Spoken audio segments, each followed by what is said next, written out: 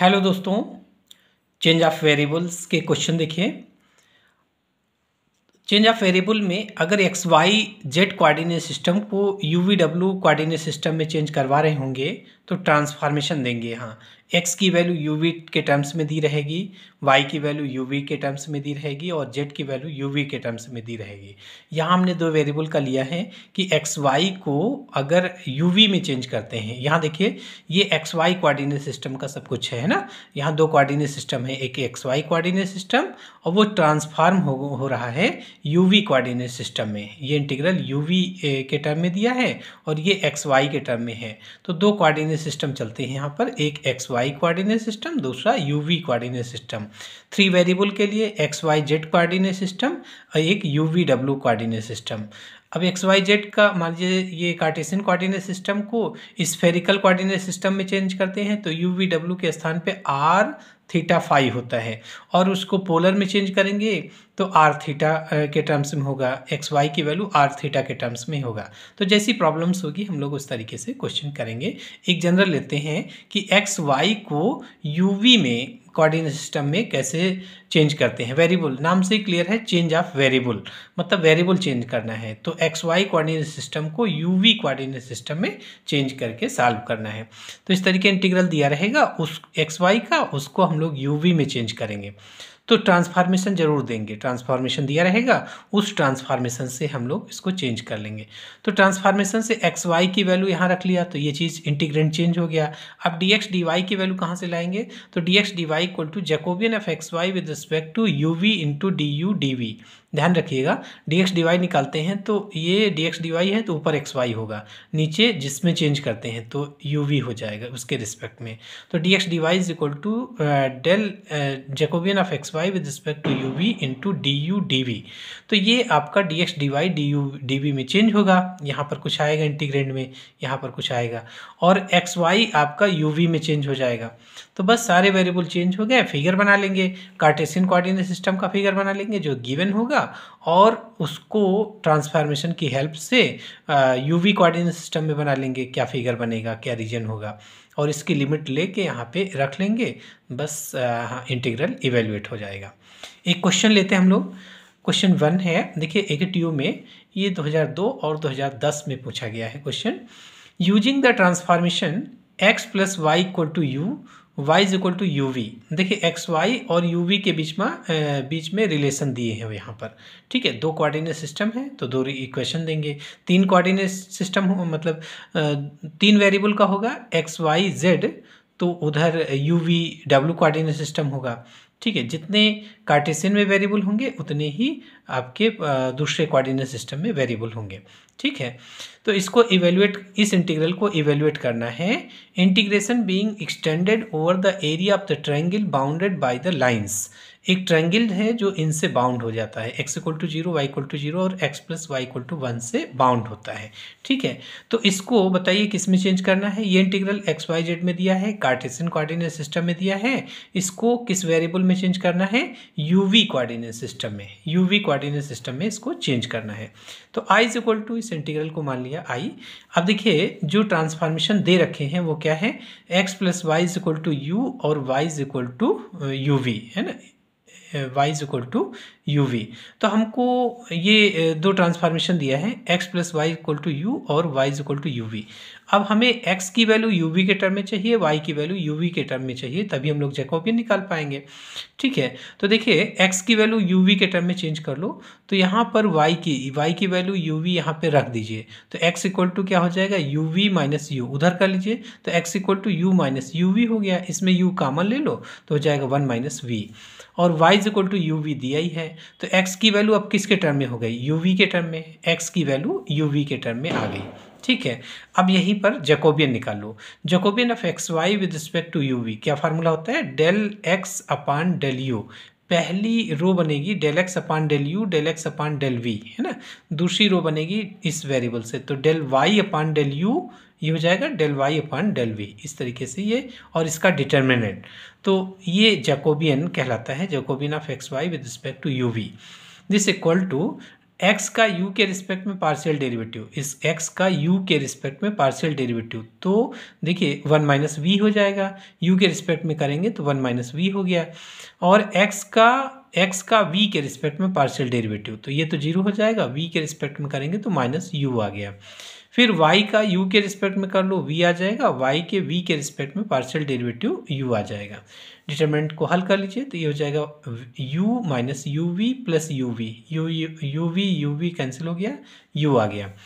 तो dx dy की value क्या फार्मूला था, dx dy equal to Jacobian of x y with respect to u v. Finally देखो आपको dx dy को चेंज करना है, एक्स वाई को हम यू वी में चेंज कर लेंगे, ये जो इक्वेशंस यहाँ जो इक्वेशंस दी हैं इनकी हेल्प से एक्स वाई को यू वी में चेंज कर लेंगे। अब आपको चेंज करना है dx dy को यू वी में चेंज करना है, तो फार्मूला है dx dy equal to Jacobian of x y with respect to u v into d u d v, ये फार्मूला है। तो रख लीजिए जैकोबियन अभी आपने कितना निकाला u, तो हो जाएगा u into d u d v, तो x dx dy की वैल्यू चेंज हो गई u into d u d v, ठीक, ये तो चेंज हो गया। इसको चेंज कर लेंगे आराम से, एक्स वाई की वैल्यू रख लेंगे तो ये इंटीग्रेंट चेंज हो जाएगा। अब देखते हैं रीजन क्या है, एक्स वाई कोऑर्डिनेट सिस्टम में फिगर क्या बना है। रीजन दे रखे हैं कि reason in x y coordinate system दिया हुआ है कि वो किससे बाउंड होता है, इंटीग्रल किससे बाउंड हो रहा है, integral is taken integration being extended over the area of the triangle bounded by the lines, है ना। तो इंटीग्रल इस ट्रायंगल के ओवर किया गया है, ये जो इंटीग्रल है डबल इंटीग्रल इस ट्रायंगल के ओवर किया गया है। तो ये देखिए कौन सा रीजन है, कौन सा ट्रायंगल बनता है एक्स वाई कोऑर्डिनेट सिस्टम में, देखिए कौन सा रीजन बनता है। तो region in x y coordinate system क्या दिया है, x equal to 0, y equal to 0 and x plus y equal to 1, ये दिया है। तो x इक्वल टू 0 फिगर बना लो, x axis y axis, x equal to 0 क्या होता है, y एक्सिस, ये x इक्वल टू 0 की लाइन हो गई, और y equal to 0 x axis होती है, ये लाइन खींची है, x plus y equal to 1 intercept के फॉर्म का हो गया, x एक्सिस से 1 का इंटरसेप्ट, y एक्सिस से 1 का इंटरसेप्ट कट करती हुई लाइन, ये वाली लाइन हो गई x plus y equal to 1। इन तीनों से कोई रीजन बाउंड हुआ, ये रीजन आपका बाउंड हो गया, ये कैपिटल R हो गया रीजन। तो ये ट्रायंगल है ना, यहाँ पर एक्स वाई कोऑर्डिनेट सिस्टम में जो जिसके ओवर इंटीग्रेशन है वो एक ट्रायंगल है, ये वाला ट्रायंगल। अब देखते हैं इसकी इमेज, मतलब ट्रांसफार्म होके जो गिवन ट्रांसफॉर्मेशन है उस ट्रांसफॉर्मेशन से इसकी इमेज क्या बनती है, किस पर, यूवी कोऑर्डिनेट सिस्टम पे। एक्स वाई कोऑर्डिनेट सिस्टम किस में चेंज हो जाएगा, यूवी कोऑर्डिनेट सिस्टम, किस ट्रांसफॉर्मेशन से, ये जो दिए हुए हैं इन ट्रांसफॉर्मेशन से इसको यूवी कोऑर्डिनेट सिस्टम में देखते हैं फिगर क्या बनता है। यहाँ क्या बना है, ट्रायंगल, तो यूवी कोऑर्डिनेट सिस्टम में देखिए क्या बनता है। तो देखिए रीजन इन यूवी कोऑर्डिनेट सिस्टम, तो देखिए एक तो दिया था x इक्वल टू 0 और x की वैल्यू क्या हम लोग निकाले थे, u इंटू 1 माइनस वी, है ना। तो x इक्वल टू 0 मतलब u into 1 minus v equal to 0 हो गया। इससे इसको 0 करेंगे तो u इक्वल टू 0, इसको 0 करेंगे तो v इक्वल टू 1, ये दो लाइन्स आ गई। उसके बाद y इक्वल टू 0 दिया है तो इसको चेंज करिए, ये वाली लाइन कहाँ पर जाती है, y इक्वल टू 0, तो ये हो गया आपका y की वैल्यू uv दी है तो इससे आ जाएगा uv इक्वल टू 0, मतलब u equal to 0, v equal to 0 आ गया। तीसरी लाइन दी है x plus y equal to 1, तो x plus y equal to u दिया है transformation, x plus y equal to u, तो u इज इक्वल टू 1 हो गया। तो इन सब से u v की जो इक्वेशंस निकली हैं वो कौन कौन सी हैं, u इक्वल टू 0 कहाँ है, ये देखिए u इक्वल टू 0 कहाँ पे है, ये, फिर u इक्वल टू 1 निकला है, ये u equal to 1, v equal to 0 ये है, और v इक्वल टू 1 ये है। इन सब से ये 4 लाइन आई हुई हैं, इनका फिगर बना लो यूवी कोऑर्डिनेट सिस्टम में। एक फिगर बना लो यूवी कोऑर्डिनेट सिस्टम का, वहाँ कार्टेशियन का था, यहाँ यूवी कोऑर्डिनेट सिस्टम का फिगर बनाइए।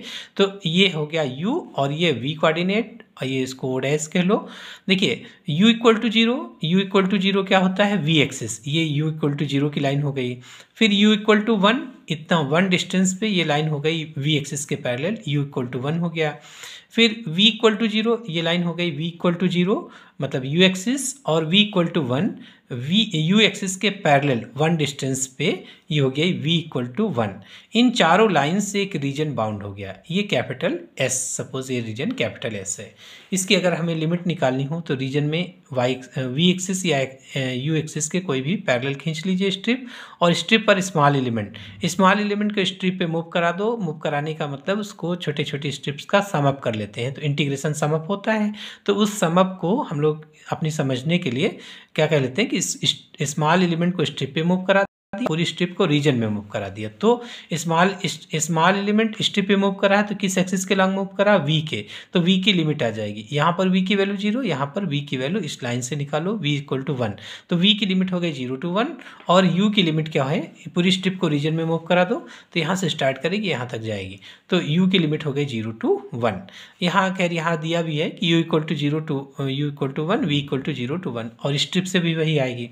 ठीक है, तो जो गिवन रीजन था, जो वहाँ ट्रायंगल बना था, उसका इस ट्रांसफॉर्मेशन से, जो यहाँ पे ट्रायंगल बना था उसका इस ट्रांसफॉर्मेशन से क्या इमेज बन गया, यहाँ पे देखिए ट्रायंगल था और जो पर्टिकुलर ट्रांसफॉर्मेशन दिया है, कौन सा ट्रांसफॉर्मेशन कि x plus y is equal to u और y is equal to u v, उस ट्रांसफॉर्मेशन से इस ट्रायंगल की image u v coordinate system पे क्या बन गई, एक ये स्क्वायर बन गई है ना, स्क्वायर वन साइड, ये डिस्टेंस 1 है, ये भी 1 है, तो एक स्क्वायर बन गई। तो इस तरीके से डिपेंड करेगा कि ट्रांसफॉर्मेशन आपका कैसा है। ट्रांसफॉर्मेशन से हो सकता है कि ट्रायंगल वहाँ सर्किल बन जाए, यूवी में ट्रायंगल स्ट्रेट लाइन बन जाए, वो डिपेंड करेगा कि आपका ट्रांसफॉर्मेशन किस तरीके का है। तो हम लोग ट्रांसफॉर्मेशन चेंज करने के लिए या तो मतलब इन कॉर्नर पॉइंट की इमेज निकालो, या इनकी बाउंड्रीज को हल कर लीजिए। जैसे हमने कहा था कि ये लाइन है y इक्वल टू 0, तो y की जगह आपने u v रख लिया, तो u v इक्वल टू 0 मतलब u equal to 0, v equal to 0। ठीक है, तो जब हम लोग u v में चेंज करते हैं तो या तो इन कॉर्नर पॉइंट की इमेज निकाल लो वहाँ, ठीक है, या फिर जो भी सुविधा हो, या फिर ये जो बाउंड्रीज दी हैं इनको 0 कर लो। जैसे ये वाली लाइन क्या थी, x इक्वल टू 0, तो x इक्वल टू 0 करके हमने क्या निकाला, x इक्वल टू 0 करके u v की 2 लाइन ये निकाल लिया। फिर इसी तरीके y इक्वल टू 0, इस बाउंड्री को y इक्वल टू 0, इस बाउंड्री को हमने 0 किया, y इक्वल टू 0, तो y इस बाउंड्री को लेकर चले y इक्वल टू 0, तो y इक्वल टू 0 से हमको क्या मिल गया, u equal to 0, v equal to 0, और तीसरा ये वाली बाउंड्री ले लिया कि x plus y equal to 1, ये वाली बाउंड्री, इससे क्या मिल गया, x plus y equal to 1, तो u plus v, x plus y किसकी वैल्यू क्या है, u, तो u इज इक्वल टू 1 मिल गया था, u इज इक्वल टू 1 मिल गया था इससे। ठीक है, तो ये तो आपने चेंज कर लिया u v कोऑर्डिनेट सिस्टम में, तो इजीली चेंज हो गया। अब यहाँ पर एक्स वाई की वैल्यू किससे रखेंगे, जो ट्रांसफॉर्मेशन था।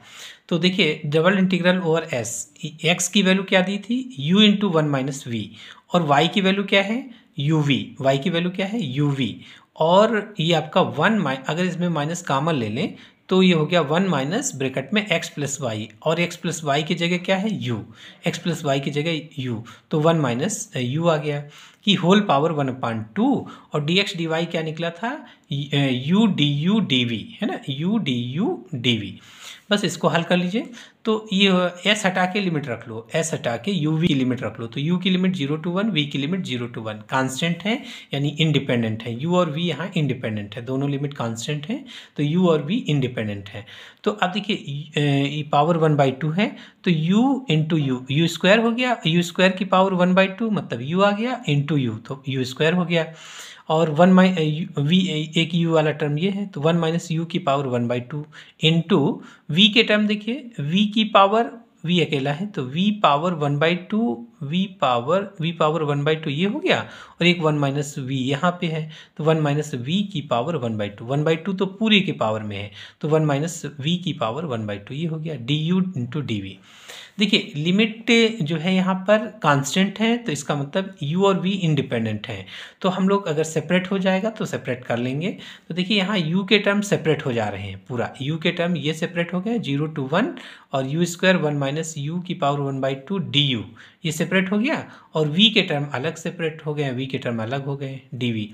तो ये हो गया आपका 0 to 1 u की पावर, इसको लिख सकते हैं u स्क्वायर को 3 माइनस 1 इंटू 1 माइनस यू की power 3/2 minus 1 D u, into इसको भी लिख लिया 3/2 माइनस 1 हाफ को, और इसको भी 3/2 माइनस 1 लिख लिया इंटू डी यू। ठीक है, अब एक फार्मूला है कि beta m n equal to beta function से सॉल्व कर लेते हैं, या फिर यू को मान लीजिए साइन स्क्वायर थीटा, उससे भी हम लोग सॉल्व कर सकते हैं। तो चाहे जिस तरीके से इसको सॉल्व कर लीजिए। तो हम लोग यहाँ पर क्या मान लेते हैं, बीटा फंक्शन यूज कर लेते हैं। तो बीटा क्या होता है, beta m n equal to, ये जो इंटीग्रल है ना, इसकी वैल्यू बीटा एम एन होती है 0 to 1 x की power m-1 into 1 minus x की power n-1 into d x, है ना। तो यहाँ जो m और n है ये बीटा एम एन हो जाता है। ठीक है, बीटा एम एन की वैल्यू। और एक ये फार्मूला यूज कर रहे हैं, दूसरा ये फार्मूला यूज कर रहे हैं। तो बीटा एम एन को अगर गामा में लिखोगे तो gamma m into gamma n upon gamma m plus n, beta gamma function की दो फार्मूले हम लोग यहाँ यूज कर ले रहे हैं, तो इजीली सॉल्व हो जाएगा। ठीक है, तो देखिए यहाँ पर क्या होना चाहिए, लिमिट 0 to 1 होनी चाहिए, लिमिट 0 to 1 होनी चाहिए, तो है 0 to 1। u की पावर क्या होना चाहिए, u मतलब यहाँ x लिखा है, तो u की पावर m-1, तो इसीलिए देखिए स्क्वायर को हमने 3-1 लिखा, क्योंकि यहाँ पर हमको m-1 और n-1 का टर्म चाहिए। तो स्क्वायर को 3-1 और इसको 3/2-1 कर लिया, ये आपका फाइनली हाफ आएगा du। तो पहला वाला क्या हो जाएगा, बीटा 3, 3/2। पहला वाला इंटीग्रल हो गया आपका बीटा 3, 3/2। और इसी तरीके दूसरा इंटीग्रल हो जाएगा, यहाँ देखिए लिमिट 0 to 1 और ये v के लिए है पूरा, तो ये आपका b, ये m हो गया, ये n हो गया, तो बीटा 3/2, 3/2 हो गया। ठीक है, अब बीटा और गामा के बीच का रिलेशन, बीटा और गामा होता है gamma m gamma n upon gamma m plus n, दोनों का एडिशन हो गया। इसी तरीके इसमें gamma m gamma n upon gamma m plus n लगा लिया फार्मूला। फिर गामा देखिए गामा 3 इंटू गामा 3/2 अपान गामा, ये कितना हो जाएगा, एलसीएम ले लो, तो 6 + 3 मतलब 9/2 हो गया, इंटू गामा 3/2 को एक स्टेप आगे बढ़ाइए। देखिए फार्मूला क्या होता है गामा का, कि gamma n + 1 equal to n gamma n होता है। तो इसे 3/2 को बढ़ाना है आगे, 3/2, तो गामा 3/2 एक घट जाता है, तो 3/2 से 1 घटा तो 1/2 और फिर गामा 1/2।